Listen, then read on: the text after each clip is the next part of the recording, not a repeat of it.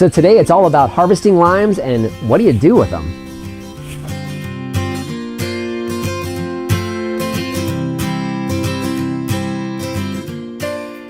Hi everyone, this is Dwayne with Edge of Nowhere Farm, and we're here today on a beautiful mid-November Saturday. It's probably 1 o'clock in the afternoon, and I'm going to say it's 75 degrees out here.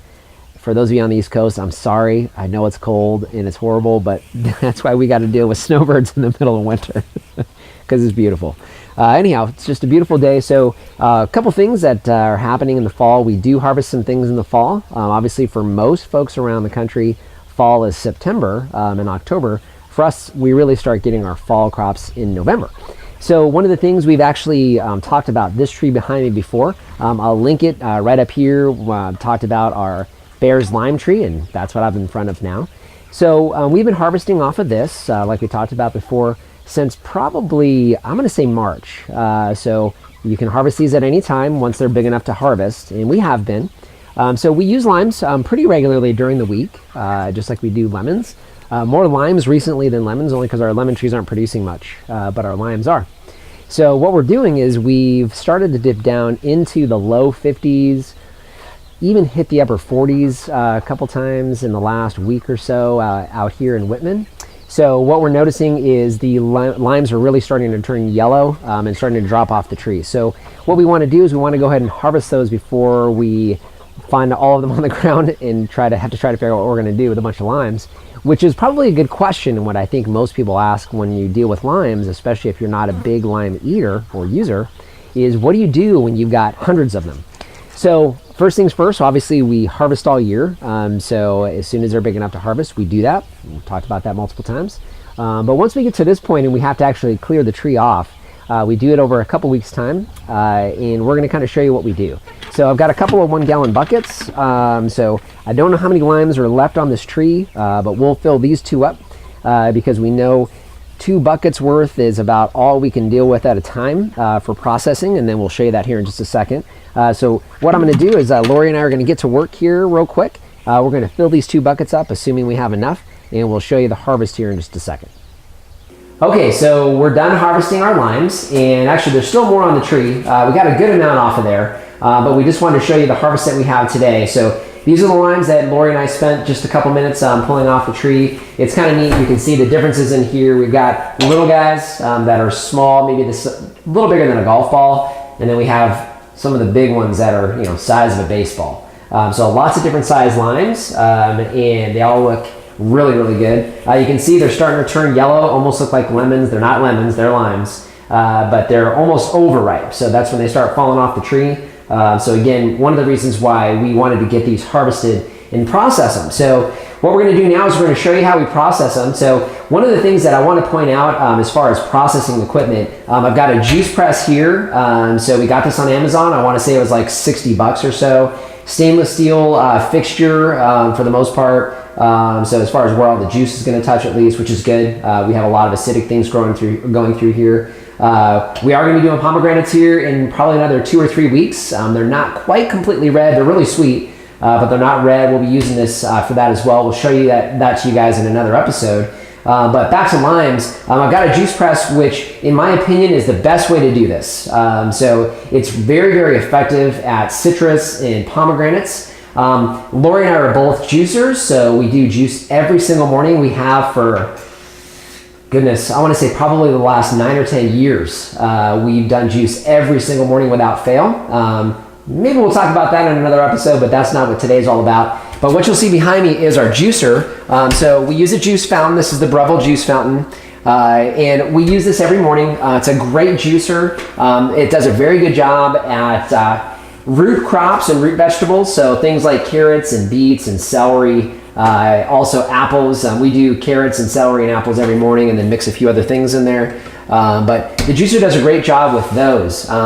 One of the things that it has a challenge with, though, is with citrus. We have used it in the past for harvesting lemons. On our old property, we had a lemon tree that was extremely productive.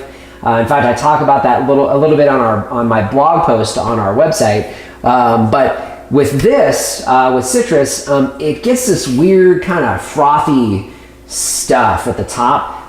which kind of permeates the juice. So if all you have is a juicer and you don't have a juice press, I say go for it, use it. So if you've got a juicer, use it. It'll still work fine. It'll still get the juice out of the citrus. But one of the things that's kind of a pain too is in order to juice these is you got to remove the rind. And we've got this cool little plastic device that makes it easy to actually pull the peels off of citrus. So we, again, done that in the past, peeled all the lemons or limes, put them through the juicer, and we've done this process with it. It works, but that froth is kind of a challenge. And then, of course, there's more prep because you have to get the peels off. So that's what's in the background, but what we're going to use today is we're going to use our juice press. So this is a juice press, very, very simple to use. So what we're going to be doing is we're going to be taking the limes, we're going to be cutting them in half. We're going to be juicing them in the juice press. I've got a little Pyrex little measuring cup down here that we're going to use to catch the liquid from the limes. And then what we're going to do is we're going to transfer this liquid into these ice cube trays. So a note on that too, we have tried to use the little tiny cubes. We weren't too successful with that, in all honesty, so we're going to go back to just the regular size ice cube trays, and we're just going to fill them halfway deep. Because when we use limes but sparingly. So it's not like lemons, where a lot of our recipes for lemons count for a couple tablespoons at a time. Limes, we don't. You're spritzing a lime on tacos or into a drink or whatever you're using the limes for. So you use very little. But I want to show you how we use this and kind of how it works. So what I'm going to do is I'm going to have Lori kind of slide around this way so she can get a little bit more of a close-up on this. So we can show you how this works. I'm going to do a small lime and a big lime so you can see how this guy works. So here's a small one. So what's easiest to do is cut them lengthwise. And then this guy comes up. There's a little cone device on the bottom. You just set this right on the top of the cone. Super simple. I'll spin it just to make sure we get as much of the juice out as possible, and that is pretty much juice free. Other half, same thing.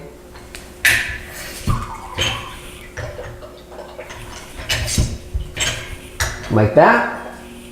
And I'm gonna keep going. Let's take a big one like we talked about. Ooh, this guy's huge. Let's see how he does. Oh my goodness. Looks like a lemon, it's amazing. Yeah, there's a little more juice in that one. Let's spin it. Oh yeah. Oh my goodness, it smells amazing. And there is no juice in there.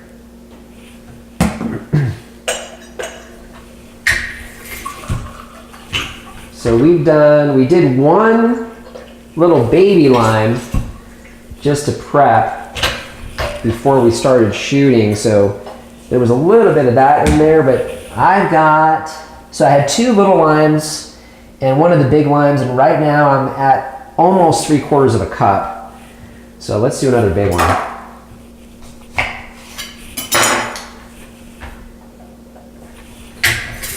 Whew.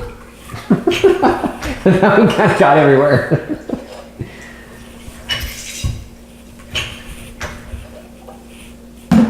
And